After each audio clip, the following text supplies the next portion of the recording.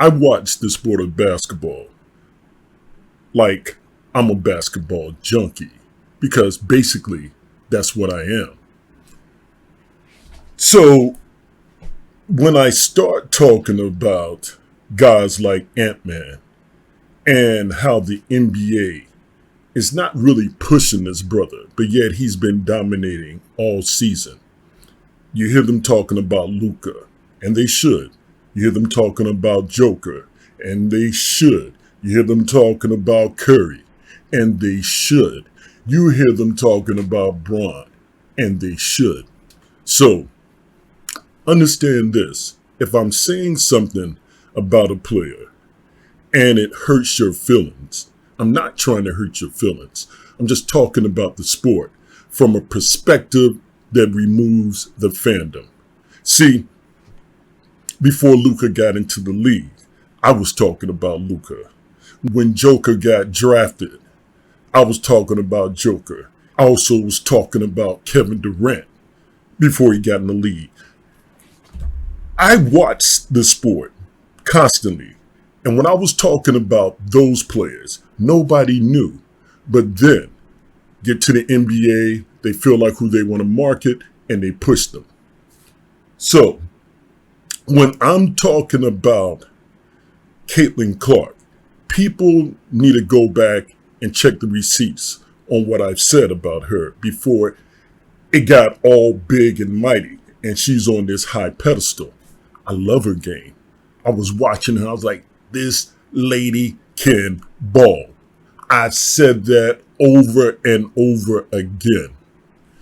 The issue I have, which people are not understanding, is that there were others before her that balled just as hard, or maybe even harder. I'm not taking anything away from Caitlyn Clark, so please get out your feelings. I'm talking about those who are in charge of the marketing. That's what I'm talking about. These narratives that the media pushes that totally disregard the players from the past. People want to say that Caitlyn Clark has done more for women's basketball than any other player. I disagree. I think that the marketing, the brilliant marketing by the NCAA for women's college basketball has been able to latch on to what she's doing and show that, hey, players like her are being overlooked. And with a fan base that she has with Iowa women's basketball, it's been like the perfect storm. So when I hear people saying things like she should be in the NBA, that's insane. She would get hurt. It would take away from the accomplishment and the momentum that we are getting for women's basketball, both in the NCAA and in the WNBA. So when I talk about that, the way that they push what she's doing, it's just like total disrespect to Sue Bird, who just 2 years ago, everybody was saying was the GOAT in women's basketball. It dismisses Diana Taurasi. It dismisses Maya Moore. It dismisses Nancy Lieberman-Klein. It dismisses Doris Burke. It dismisses Lynette Woodard. It dismisses Cheryl Miller, Candace Parker. I mean, there's so many. Dawn Staley. People, take the time and listen to what I'm saying. And when I'm listening to you saying, and I say, I understand that, and I make a statement that shows you that I acknowledge that, and I want to say, look, that is not the perspective that I'm talking about over here to the left or to the right. I'm talking about this perspective right here in the middle that people are totally missing when I'm saying something. When you keep going back to something that I've already acknowledged and said, yeah, very good point, I agree on that, it becomes very difficult to keep writing and writing and writing and trying to get you to see that, hey, look, it's not about disrespecting one player. It's about acknowledging how the sport has grown. You can't say in one breath that a team needs to play team defense and be a team and win as a team, and then you totally dismiss what South Carolina did this year.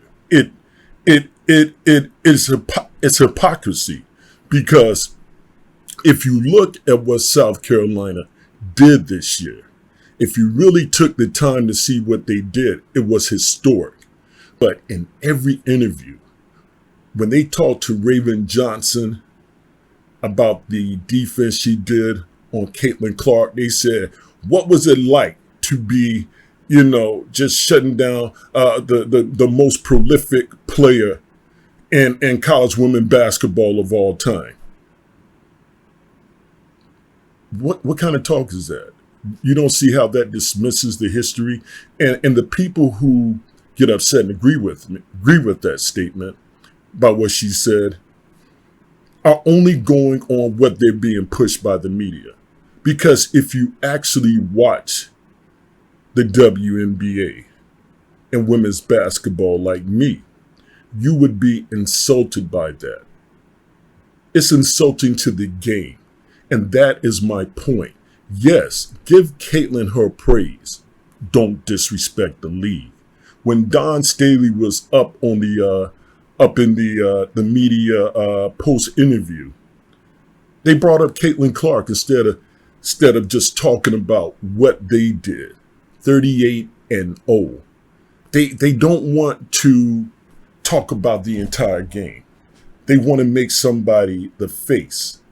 And when Diana Taurasi said that reality's about to hit Caitlyn Clark, everybody became upset with Diana Taurasi instead of looking at who said the statement, their credentials, and why it should be acknowledged. This is a problem I'm having. Every time I say something, I try to break something down, it's totally ignored.